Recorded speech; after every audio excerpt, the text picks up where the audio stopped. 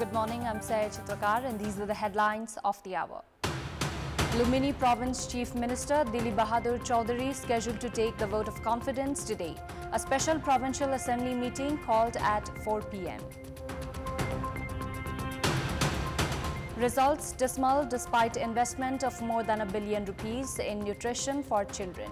66% of children malnourished in Madhya Province alone. Israel accused of deploying untested artificial intelligence AI systems in Gaza war calls for a moratorium on the use of AI in the war. And Phil Foden scores a hat-trick to give Manchester City a commanding win over Aston Villa. Arsenal at the top of the Premier League table, defeating Luton Town. Lumini Province Chief Minister Dilip Bahadur Chaudhary is scheduled to take the vote of confidence today. After the shift in power dynamics at the centre, CPN Maoist Centre withdrew its support to the province government.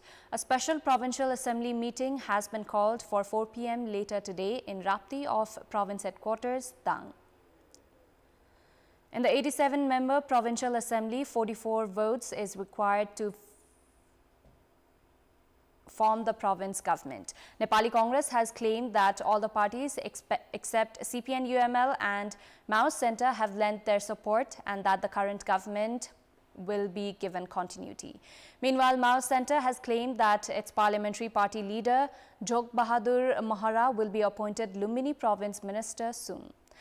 The party claims that alliance will be formed at the province based on the centre and CPN Maoist Centre will lead Lumini Province as per the power sharing deal among the ruling coalition partners. Congress, Nagarik Unmukti Party, Janata Samajwadi Party, Loktantrik Samajwadi and Janamat parties have formed the Lumini provincial government. In the 87-member Provincial Assembly, 27 members from Nepali Congress, 4 from Nagarik Unmukti, 3 each from Janamat and Loktantrik Samajwadi are in favour of the government led by Chaudhary. Jata Samajwadi leader Bhandari Lal Ahir said that the party has yet to make a decision whether to lend its support to the provincial government or not. Likewise, Rashtriya Prajatantra Party that has 3 provincial assembly members and Rashtriya Jana Morcha with 1 member have also not made a decision in this regard. Meanwhile, CPN-UML has 29 provincial assembly members, Maoist Centre has 11 including the speaker, CPN Unified Socialist has 1 and there is an independent member as well. Dilip Bahadur Chaudhary had been appointed the province chief minister on 27th of April last year, while he had taken the oath of office and secrecy on 2nd of May. Likewise, Sudur Pashchim Chief Minister Kamal Bahadur Shah is also scheduled to take the vote of confidence today. Secretary of the Provincial Assembly Secretariat Dev Bahadur Bogati said that a Provincial Assembly meeting has been called at 3 p.m. for the same. Chief Minister Sha is in minority after CPN Maoist Centre and CPN Unified Socialist withdrew their support to the province government. As per the constitutional provision, the Chief Minister is required to take the vote of confidence within a month since parties withdrew their support. Chief Minister Shah has geared up to secure majority with votes from 18 members from Nepali Congress, 7 from Nagarik Unmukti and 1 from Swatantra Party. However, votes from Nagarik Unmukti is expected to be divided due to intra-party dispute. 5 lawmakers from Nagarik Unmukti Party are currently in Shah-led provincial government. Meanwhile, Rashtriya Prajatantra Party that has 1 member in the Provincial Assembly has hinted towards voting in favour of Shah. Chief Minister Shah can secure majority only if all 7 members from Nagarik Unmukti, independent lawmaker Tara Joshi and Rashtriya Prajatantra Party lend their support.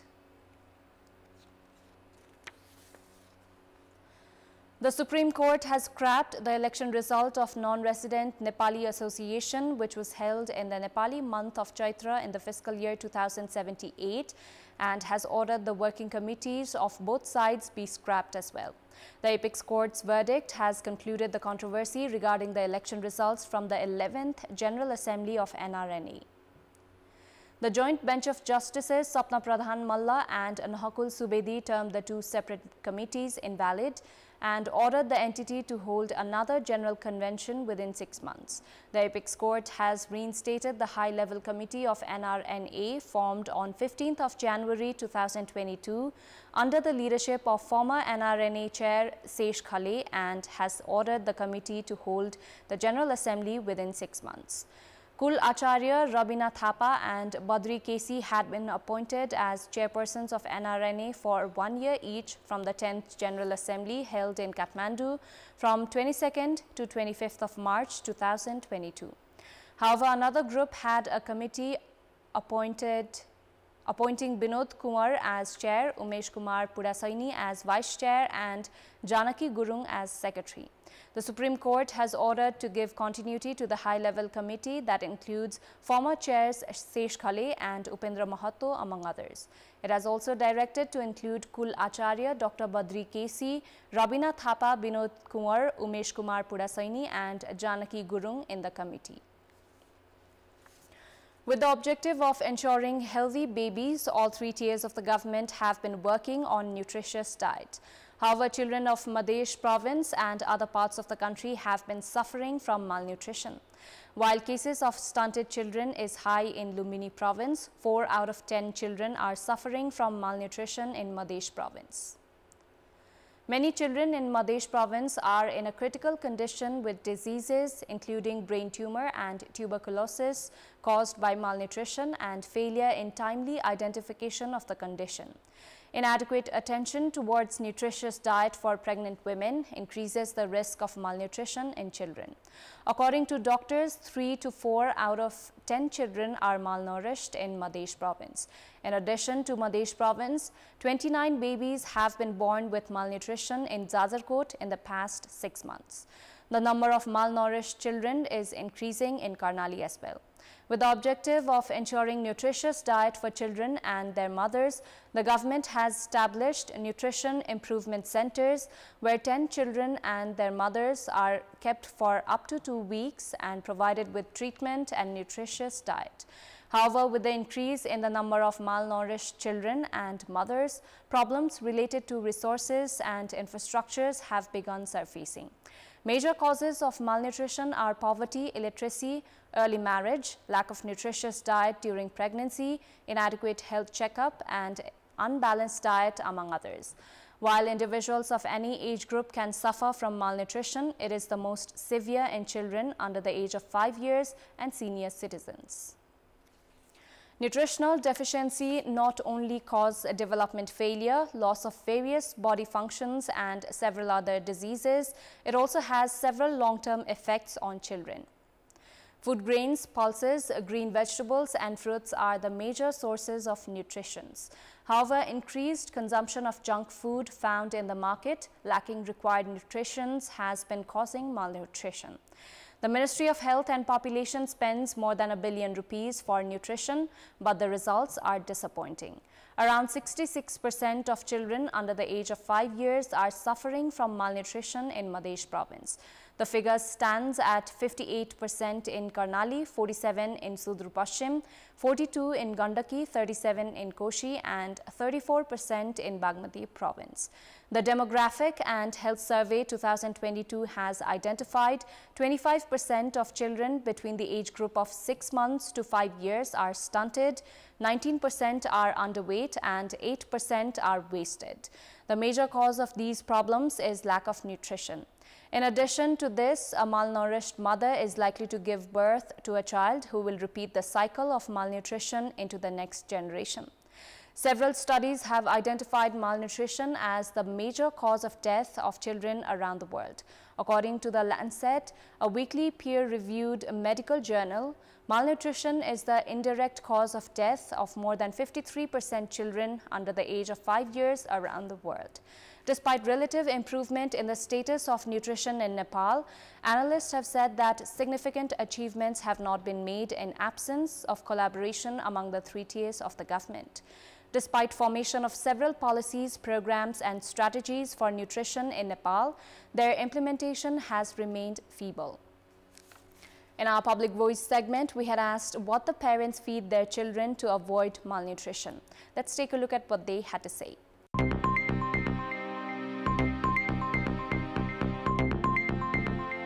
हरियो सब्जीहरू माछा हैन कहिलेका मासु सबै कुरो दाल भात दुध दही मिलाएर चना भट्मासको सातुहरू बनाएर स्याउ सुन्तलाहरू यस्तै फलफुलहरू यस्तो खुवाउँछु लिटो जाउलो दालको रस दुध सागहरू यस्तै खुवाइन्छ सकेसम्म घरकै खानेकुराहरू खुवाउने ताजा खानेकुराहरू हैन अनि अन्डाहरू मासुहरू हामीले उत्पादन गरेका चीजहरूलाई पकाइ बनाइ गरेर तिनीहरूलाई चाहिँ खाना उपयुक्त बनाएर खुवाउनु पर्छ तरकारीहरू दालहरू घरमा तयार गरेर ताजा खाजाहरू चाहिँ खुवाउँदाखेरि राम्रो हुन्छ हाम्रो त धेरै जस्तो अन्डा चना मासु नै बढी रुचाउँछ गेडागुडी सागसब्जीहरू पहेँला फलफुलहरू र रेसेदार वस्तुहरू चाहिँ अलिकति बढी मात्रामा नानीहरूलाई खुवाउने गर्छु दाल भात अनि कहिलेकाहीँ चाहहरू यस्तो नर्मल फ्रुटहरू दुधहरू दिन्छ पोषणबाट जोगाउनको लागि यो बच्चाहरूलाई प्रायः यो जङ्क फुडहरू बन्द गर्ने हो घरमै बनाएको दाल तरकारी साथसाथै फलफुल केटागुडीहरू हामीले घरबाट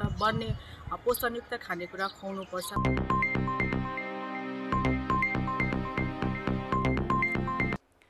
Main opposition, Nepali Congress, has warned that it will not allow the operation of the parliament from the next meeting if a parliamentary committee is not formed to probe Minister for Home Affairs Rabi Lamichhane alleged of involvement in the fraud related to cooperatives.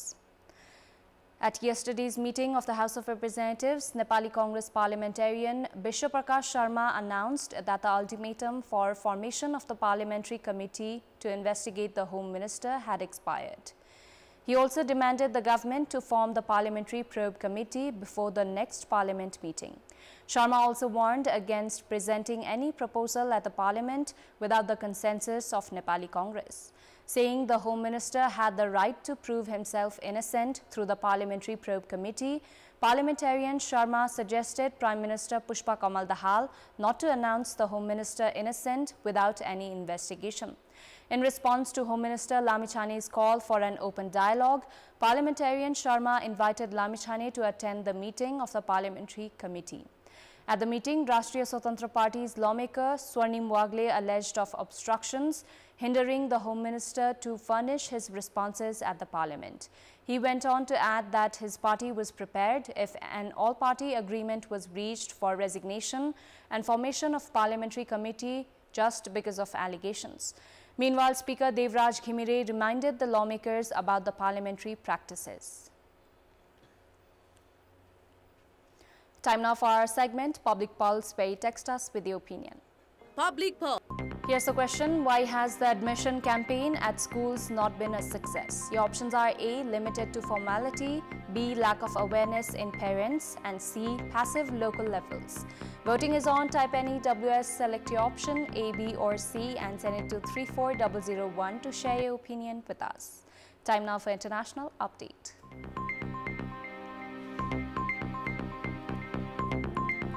Mark Owen Jones, assistant professor at Hamad bin Khalifa University, says it is increasingly clear that Israel is deploying untested artificial intelligence AI systems in Gaza war. Jones said this was an AI-assisted genocide, and going forward, there needs to be a call for a moratorium on the use of AI in the war. The UN is pausing nighttime aid operations in Gaza as calls for Israel to be held accountable for the deadly attack on a food aid convoy continue. Israel has called up air defense reservists for duty 2 days after a suspected Israeli missile attack killed 7 people at the Iranian consulate in Syria's capital, Damascus. Israeli army chief has said Israel wants movement in captive talks, but Hamas's Haniyeh says Israel continues to evade the group's request, which include a ceasefire, food, and for people in Gaza to be able to return to their homes. At least 32,975 Palestinians have been killed and 75,577 wounded in Israeli attacks on Gaza since October 7. The death toll in Israel from Hamas's October 7 attacks stands at 1,139, with dozens still held captive. The United States wants to see a swift Israeli investigation into an attack that killed 7 people working for celebrity chef Jose Andres' World Central Kitchen charity in Gaza, the State's department said yesterday. Israel needs to put in place better deconfliction and coordination measures to protect humanitarian workers and protect all civilians on the ground, spokesperson Matthew Miller said at a regular news briefing. The 8 workers were killed when their convoy was hit shortly after they oversaw the unloading of 100 tons of food brought to Gaza by sea. Israel's military expressed a severe sorrow over the incident, and Prime Minister Benjamin Netanyahu called it unintentional. The military has said an independent, professional expert body will investigate the deaths. Andrea said that the Israeli attack that killed the 8 workers had targeted them systematically, car by car.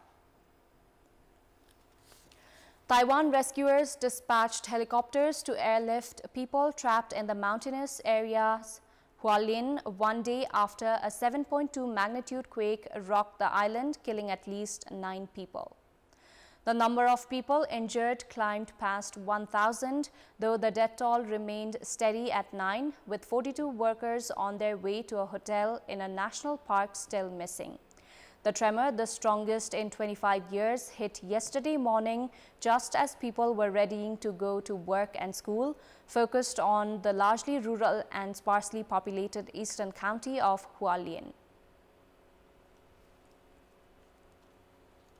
South Africa's National Assembly Speaker said that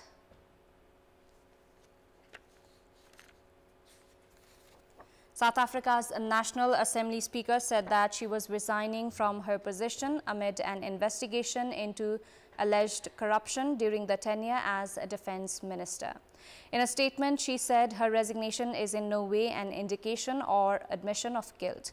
Mapisa and Kakula's home was raided last month by investigators as part of the corruption inquiry, who did not provide details on the investigation or the allegations. A member of the ruling party, the African National Congress, Mapisa and Kakula's resignation comes as the party gears up to face a tough general election next month.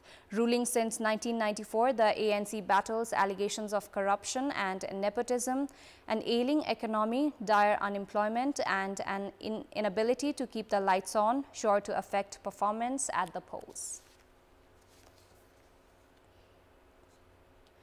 Multiple Apple services, including the App Store, Apple TV, and Apple Music, were down yesterday for users in the United States, according to the company's status page.